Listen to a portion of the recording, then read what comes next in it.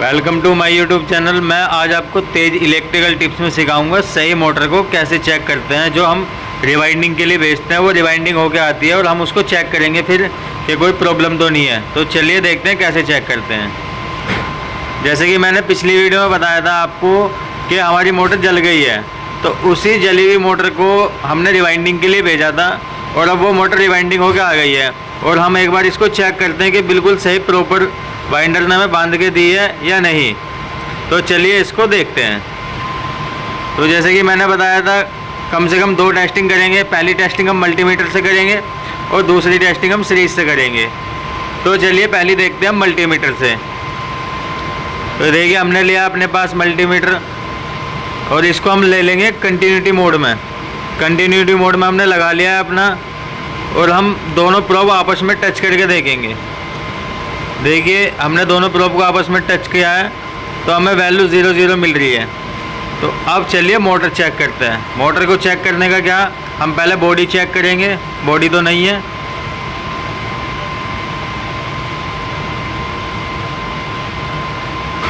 तो ये देखिए बॉडी पे कोई वैल्यू नहीं आई है और तीनों टर्मिनल के साथ चेक करेंगे हम बॉडी पर। अगर हम बॉडी टू बॉडी टच करेंगे तो हमें वैल्यू मिलेगी। जैसे कि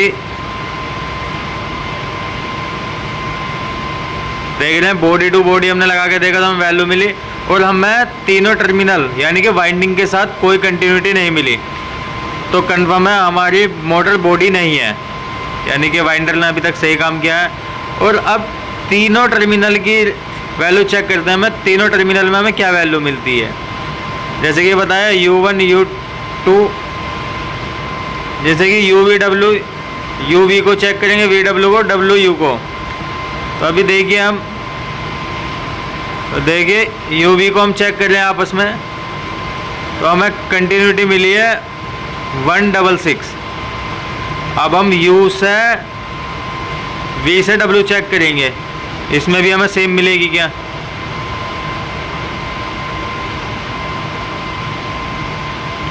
देखिए इसमें भी हमें बिल्कुल सेम कंटिन्यूटी मिल रही है 166। और हम W से U चेक करेंगे। W से U चेक करा हमें इसमें भी बिल्कुल सेम कंटिन्यूटी मिली है, यानी कि मोटर की वाइंडिंग बिल्कुल ओके है, बिल्कुल ठीक है। और 3 फेज़ मोटर है। अगर सिंगल फेज़ होती तो अप डाउन मिलेगी, क्योंकि तीनों में सेम मिल रही है। हमारी 3 फेज़ मोटर है तो हमारी मल्टीमीटर से टेस्टिंग कंप्लीट होगी जैसे कि आपको दिखाया। और अब करेंगे टेस्टिंग लैंप से। मल्टीमीटर को बंद कर देते हैं। आप चाहे क्लैंप मीटर ले लो, एक क्लैंप मीटर था या मल्टीमीटर कंटिन्यूटी मोड होना चाहिए। सब में होता है, क्लैंप में भी होता है और मल्टीमीटर में भी होता है। अब देखिए अब हम करेंगे सीरीज से चेक और हाथ से भी घुमा के देखेंगे हम कि बिल्कुल फ्री घूम रही है, कोई आवाज़ तो नहीं है, कहीं अड़ तो नहीं रही या कहीं फंस के तो नहीं चल रही है। बिल्कुल हमारी मोटर फ्री चल रही है, एकदम बढ़िया।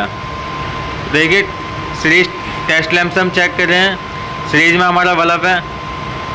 देखिए हमने पहले आपस में दोनों तार टच करे तो बल्ब जला।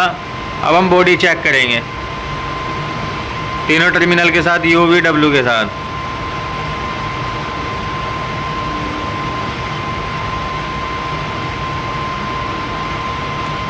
तो देखिए बॉडी हमारी नहीं बोली।